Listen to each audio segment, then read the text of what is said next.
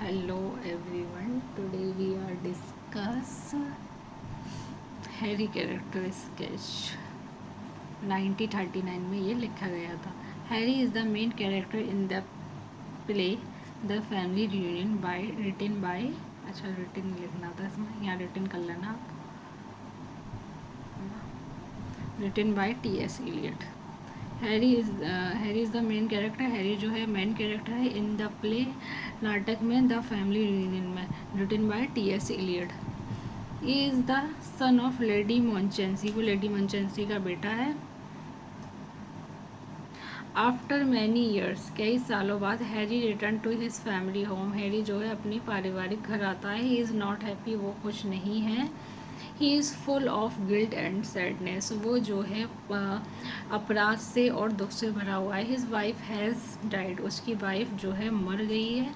And he feel that he is responsible for her death. उसको लगता है कि वही उसके लिए रिस्पॉन्सिबल है, उसकी डेथ के लिए.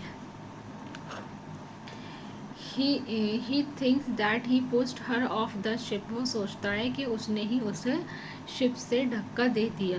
Even though no one is sure about it. जबकि कि कोई इसके बारे में श्योर नहीं है. और इसकी वाइफ जो मरी थी वो डूब के मर गई थी. डूब गई थी उसमें, तो उसकी मौत हो गई थी. Harry is very different from his family. Harry जो है वो बहुत अलग है अपनी फैमिली से. His family member care about rules. उसके फैमिली मेम्बर जो हैं परवाह करते हैं रूल्स की, रेपुटेशन की, इज़्ज़त की, एंड ट्रेडिशंस यानी परंपरा की. But Harry is thinking about deeper things like life, death and God.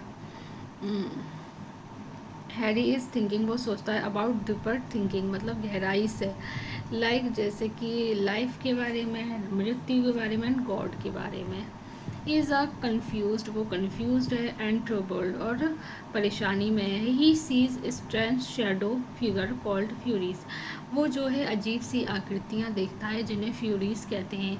They are not real. वो रियल पीपल नहीं है. They shows his guilt and fear. वो उसे उसके डर और अपराध की वजह से दिखती हैं. Only Harry can sees them. सिर्फ हैरी उन्हें देख सकता है. This shows that Harry is fighting with his own mind.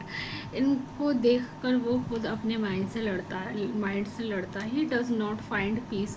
वो शांति नहीं पाता इन हिज फैमिली, अपनी फैमिली में. And do not understand him. वो उसे नहीं समझ पाते. दे थिंक वो सोचते हैं ही इज़ मैड, कि वो पागल है.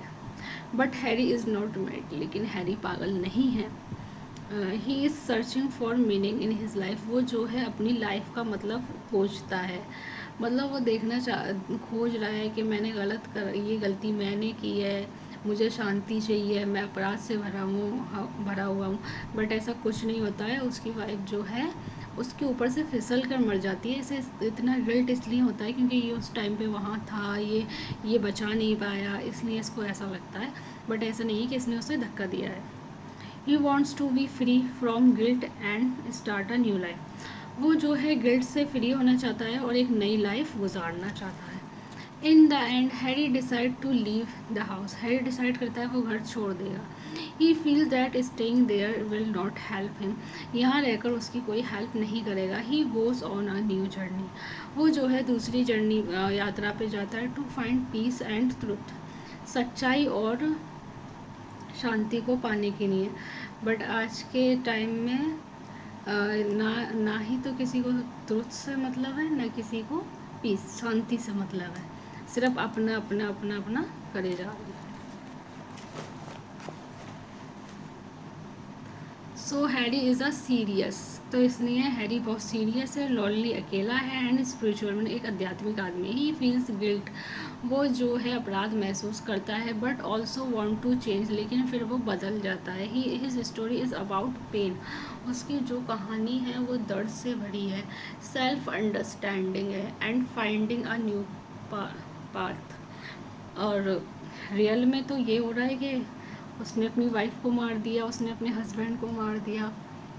इस कहानी से क्या सीखने को मिला? उसकी वाइफ खुद गिर के फिसल के मर गई थी, फिर भी उसे कितना अफसोस है कितना वो उसके बारे में सोचता है कि मैं ही उसके लिए ज़िम्मेदार हूँ, मैंने ही उसे गिरा दिया, मैंने ही उसे फेंक दिया, ऐसा वो सोचता रहता है। बट ये नहीं है कि हर कोई ऐसा होता है कि वाइफ को मार दिया, हस्बैंड को मार मार दिया, कुछ ही लोग ऐसे होते हैं। बाय।